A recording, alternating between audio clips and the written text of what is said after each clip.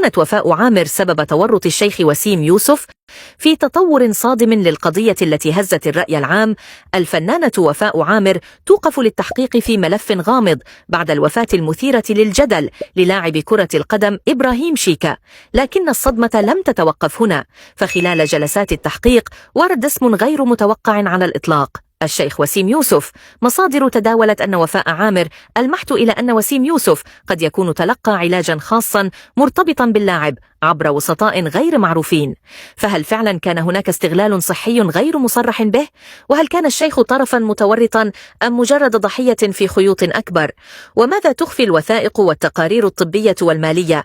وهل سنشهد قريبا مفاجآت أكبر وأسماء أضخم؟ القضية تتوسع والأسئلة تتكاثر. من التالي في سلم الاتهامات؟ ومن يسعى لطمس الحقيقة؟ وهل ما زال هناك ما لم يكشف بعد؟ شاركونا آراءكم في التعليقات. فهل تصدقون ما يقال أم أن هناك جهة ما تحرك الخيوط من خلف الستار؟